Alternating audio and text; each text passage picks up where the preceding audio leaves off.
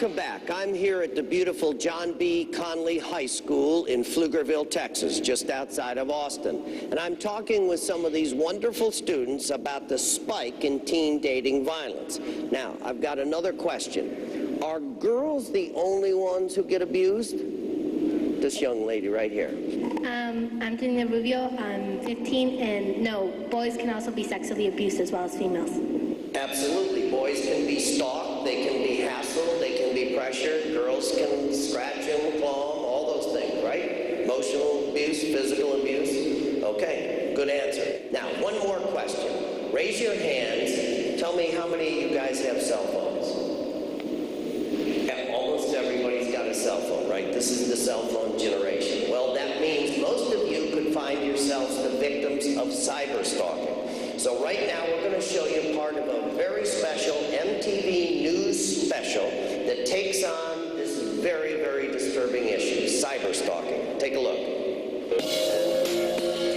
Anytime someone is demanding you do certain things you're not comfortable with, that's a form of abuse. If you are being told what to do constantly, if you're being told, if you don't do this, I'll hurt you. If you're being told, if you don't do this, you know, I'm going to leave you.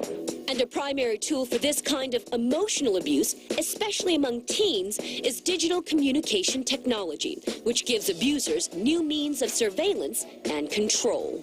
One thing that happened with me was constant emails. The IMs, that would be the other thing. He would, and I would have an away message up, and where are you? Why aren't you here? On and on and on. Let's talk about this electronic leash. I mean, that's essentially what it is. Exactly, it's a leash. When someone has that much power over your routine and your schedule, and you're getting no say in your own life, it's hard to recognize that. It's hard to see that when it's completely electronic. And as long as tech-savvy teens can keep their love lives on the down low, the threat of abuse only increases. According to an MTV poll, nearly 9 out of 10 teens say it is very easy to hide their IMs, emails, text messages, and postings from their parents. So after all of this, you know, what is it that you want, the message you want to get out to people?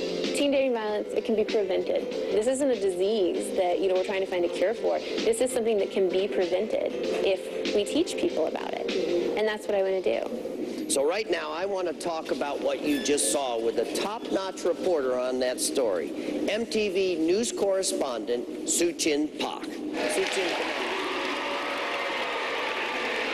Nice of you to join us. Thank you so much. Great job on that piece. Tell me, why and how did MTV get into cyber stalking? We wanted to make sure that kids understood that abuse and abusive relationships go beyond just sort of physical, but the emotional, and when instant messaging, texting, and emailing, when you're having an electronic leash on someone, how that can really affect a relationship. You're right on with that electronic leash. Yeah. Tell me what you learned when you did all this piece on cyber stalking. The best thing that we can do for our friends is to make sure that we're there and that we're not judgmental, but that we do something and we stay with that person. I think a lot of times young people are afraid to get involved, especially when it comes to romantic relationships.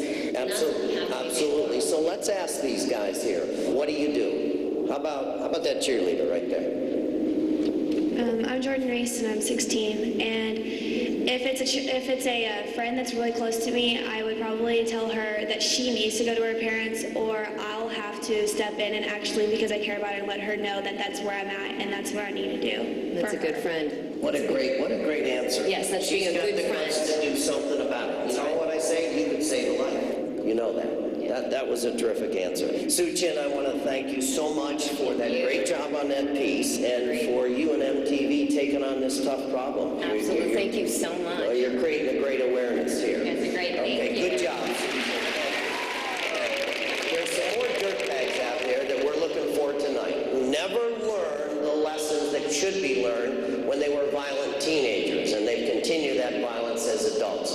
Watch this. Miguel and Barbara Torres. It was love at first sight for Miguel Torres and Barbara LeBron. So no one was surprised when they got married in 2004 after a 13-year relationship. After just over a year of marriage, cops say Torres became abusive. Barbara moved out, filed a restraining order, and filed for divorce. According to Reading, Pennsylvania police, Torres became enraged after Barbara left him and did the unthinkable. He shot and killed his own wife as she left work. Torres could be hiding in New York, Florida, or the Dominican Republic. Los Angeles police say high school sweethearts David Allen Weir and Victoria Ramirez reunited later in life. The couple shared a spacious home in the San Fernando Valley. While it seemed like bliss to outsiders, cops say their relationship was spiraling out of control. According to police, Weir was cheating on Victoria and had started to use drugs. During a late-night argument in August of 2006, police say Weir pulled out a handgun and shot Victoria in the head, killing her almost instantly. Weir was last spotted in San Diego, but could be anywhere tonight. Love shouldn't end in murder, so let's get these cowards off the street tonight. If you've seen Miguel Torres or David Allen Weir, please call our hotline at 1-800-CRIME-TV. Up next, they swore to protect and serve by guarding our nation's border. Now, 2 lawmen must pay by serving time in federal prison. They are an example of being crucified by the federal government, quite frankly.